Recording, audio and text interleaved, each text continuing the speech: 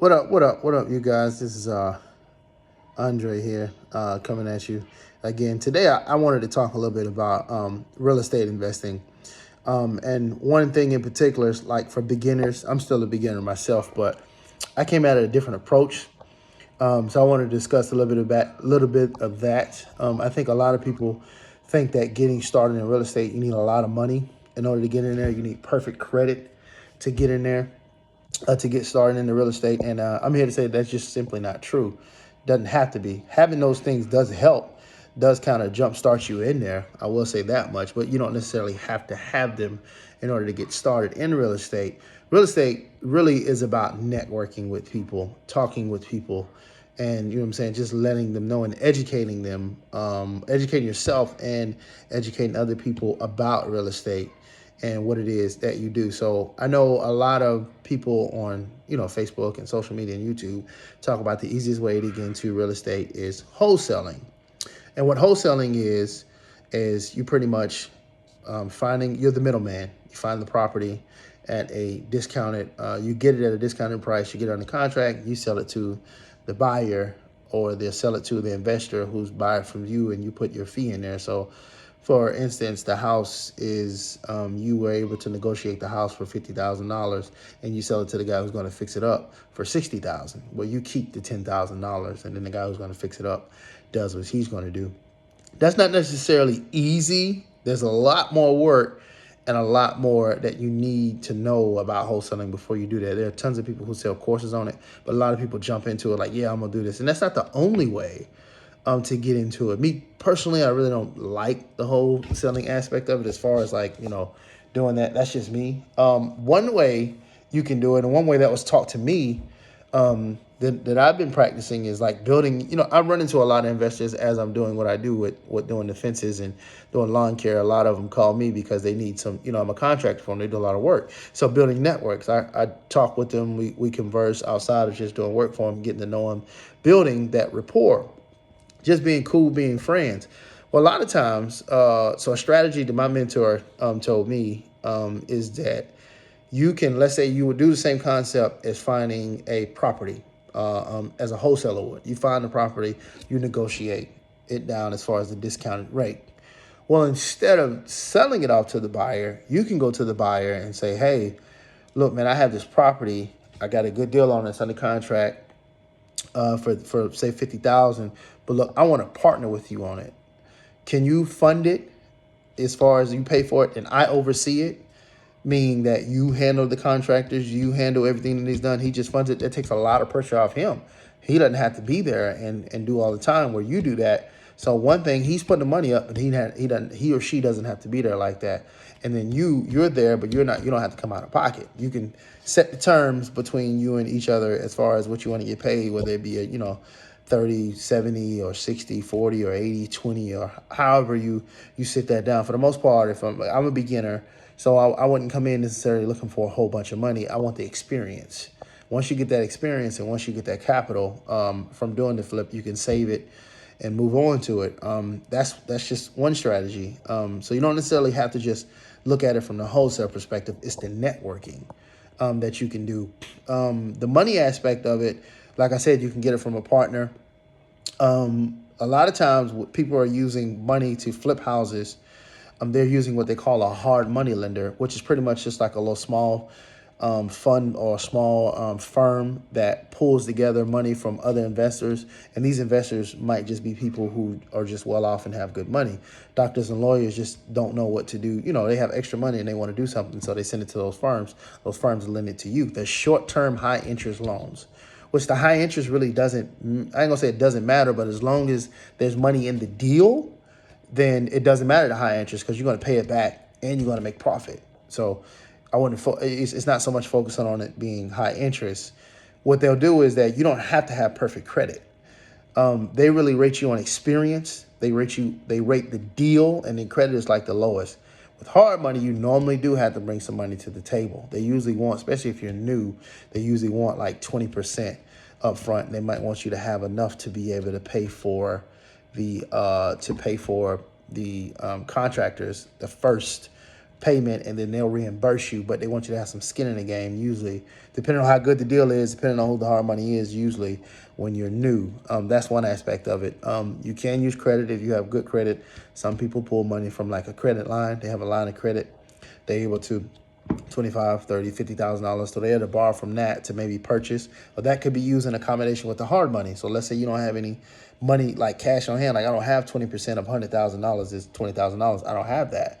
So you have a line of credit. If your credit is good, or if your credit isn't the best, you can actually co-sign with someone who does have good credit, and get a line of credit in your name and have them co-sign it. Let's say it's $30,000. Let's say you find a deal on $100,000 and they want 20% up front. Well, you can pull the money from the credit line. Here's the 20%. Usually, you know what I'm saying, you pay that back within, whatever time it takes to rehab the house, usually 3 to 4 months. Put it on the market. You'll get your money back, plus you'll get your profit. So it doesn't necessarily have to be just money in your bank account or money that you have access to immediately. You can get private investors. I know my mentor is really big on that. I haven't quite mastered it yet, but he's really mastered the private investor aspect. So he gets private investor, just same people that I was saying, like doctors and lawyers that give their money to those firms to make them money. Well, you can go directly to them. If you go to them and you educate them and let them know, hey, I have a deal. If you loan me or break it down, don't just say loan me, but let's say $100,000. You have $100,000 sitting in your bank right now. On average, you're going to get maybe 1% to 2% in the bank account. If it's not on the stock market, you might get 7% or something like that, but that's over the course of like 10 years. Well, if I come to you and I say, let me borrow $100,000 in 3 to 4, let's say 6 months.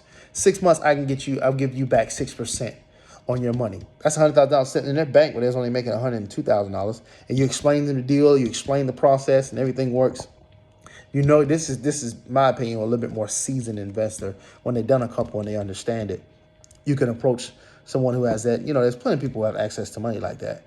And you can talk to them and they'll be like, okay, cool. So if you give me $100,000, if I give you $100,000, I get 6%, that's $6,000.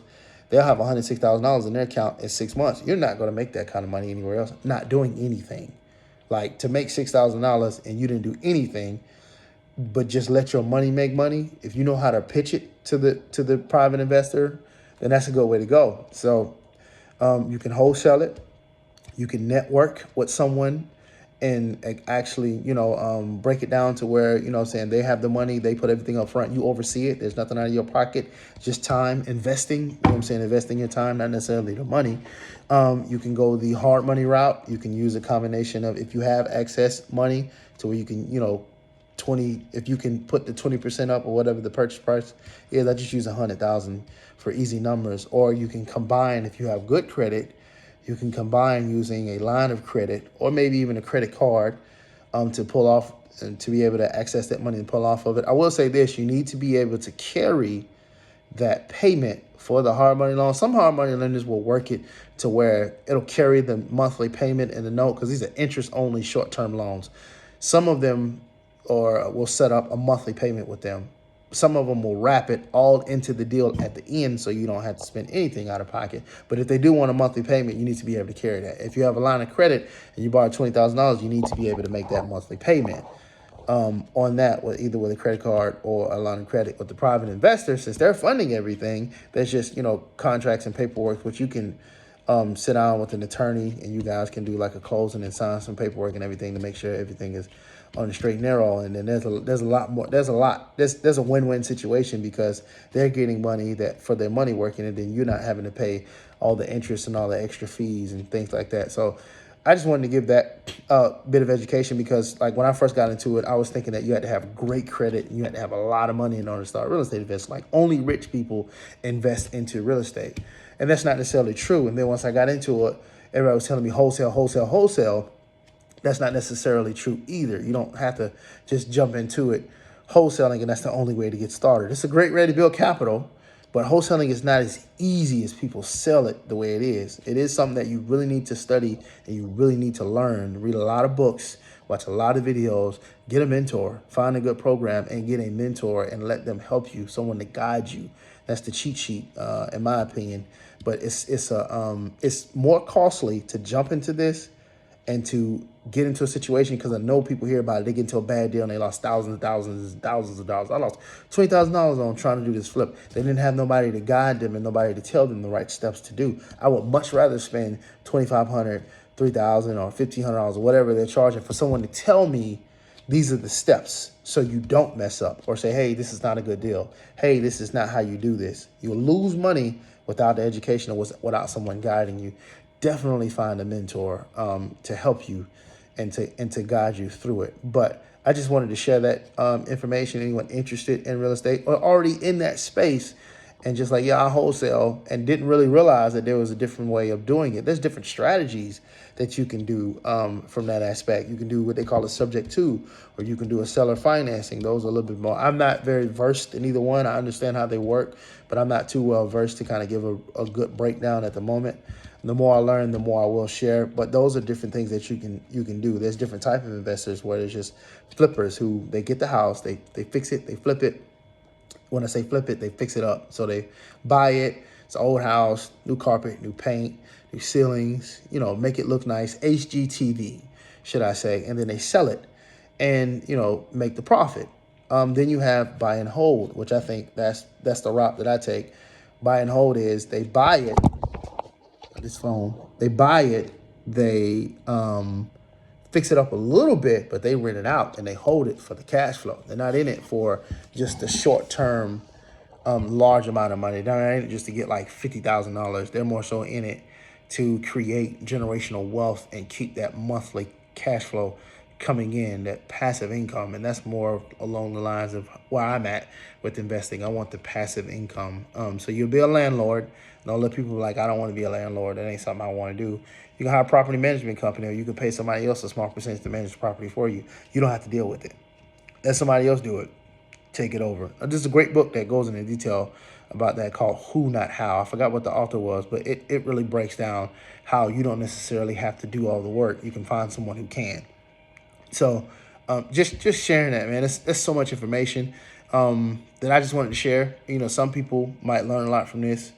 If you already know it, great. You know what I'm saying? Maybe connect with me, teach me something that I don't know. But I just wanted to talk about it a little bit because I see a lot of people, saying this and saying that. So I just wanted to give my 2 cents and share that, because I consider myself a serial entrepreneur. I'm not just in one facet of business. I have the Turo car rental. Everybody knows me for my lawn care, and then our fence installation. We're actually doing decks now. We're starting to do decks, and we're doing exterior things like pergolas. But I'm into real estate investing. Also, I've looked at stocks and things like that. I don't quite understand it, but I do think that diversifying your money as you get it, not necessarily just spending it as soon as you get it, but putting it back into something, creating that cash flow, is a great way to create generational wealth, and have something for your kids, and also allows me to live life on my terms. Lets me live the way that I want to live my life. Not, I just don't agree with the whole 9 to 5 concept. But I just want to share that with you guys. Peace.